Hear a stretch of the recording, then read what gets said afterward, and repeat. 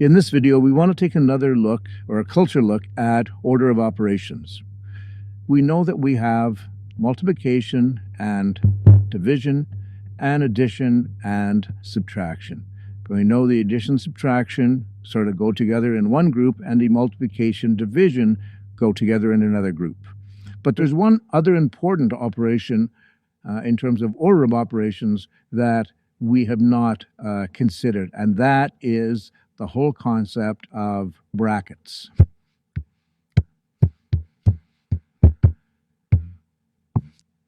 When something in math has brackets around it, right, these two things, when something has brackets around it, we need to make sure that we do that first.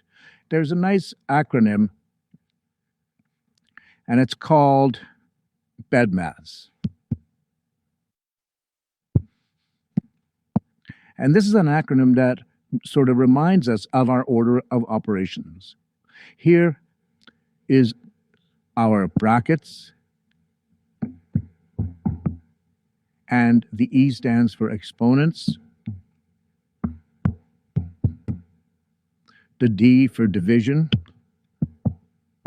the M for multiplication,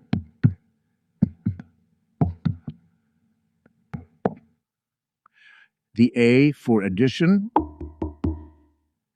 and the S stands for subtraction. Now we know that the addition and subtraction go together, and the division and multiplication go together. We're not going to look at exponents at all. That's something that will be discussed in higher level math than this. So we're going to leave exponents out of this. And then right at the very top, we have brackets. So BEDMAS refers to brackets, exponents, division, multiplication, addition, and subtraction. And we do our order of operations this way.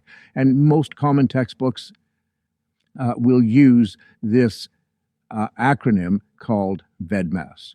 So the one thing that we're going to add here is the whole concept, like I said, of these brackets. So we have to remember, again, we're going to move from left to right doing our order of operations, but we have to do our brackets first.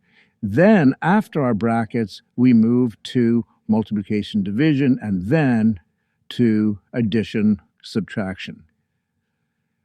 So let's take a look at some problems that have brackets. The first problem is 20 divided by 4 or plus 6. And we're going to put the 4 plus 6 in brackets.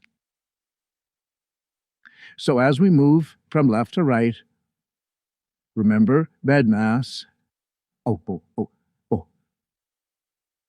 We have to do our brackets first.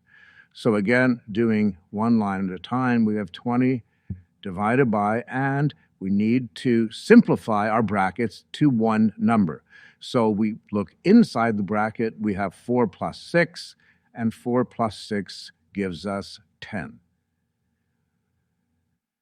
And now 20 divided by 10 is 2. So that's a very simple question with one set of brackets. And worth noting here that within the brackets, you also have to make sure that you perform your order of operations, like in this next example. In this next example, let's take a look at 30 divided by 3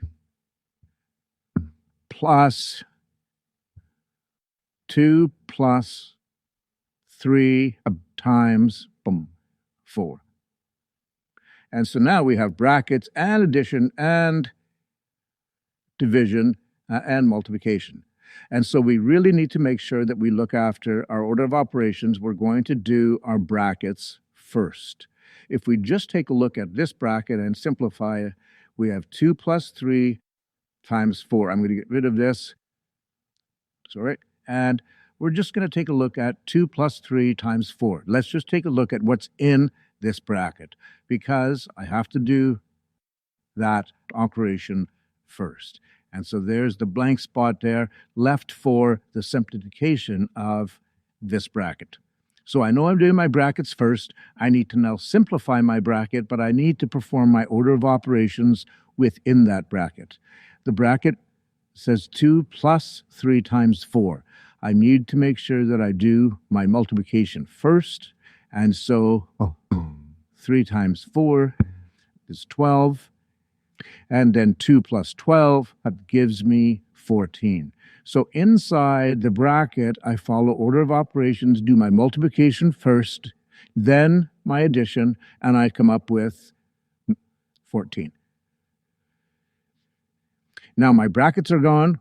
Once I have one number, my brackets are gone, and now I can do my multiplication division, and then my addition subtraction.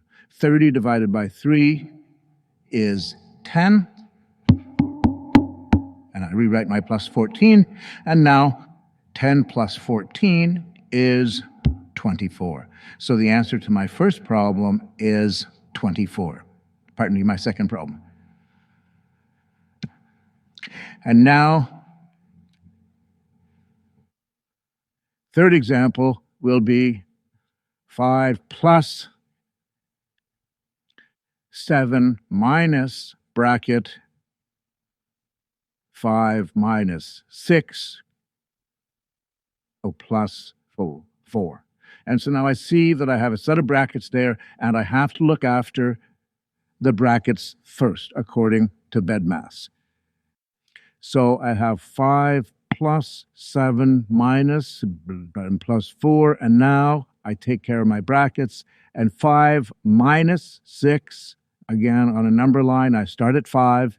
And minus 6 means I move 6 units, and the negative sign tells me I'm moving to the left. So I move 5 units. That takes me to 0, but I need to move 6 units left. So I'm at -1. Now I'm going to leave my brackets here because this is a common thing in math, and I call it the double negative trap. Don't fall into the double negative trap. When you have a negative or two negatives, we have to make sure we take care of that. What this really means is -1 times -1. The sign in here is actually a multiplication sign. So don't fall into the double negative trap. 5 plus 7, and then minus 1, because we cannot write it like this. Never in mathematics could we write this. 5 plus 7 minus 1 plus 4. And that's why I've left my brackets around that -1. When we have two negatives, you know that two negatives make a positive. Negative times negative is positive. So here, this problem, if we're going to remove our brackets, these two negatives land up making a positive. And so now I have 5 plus 7.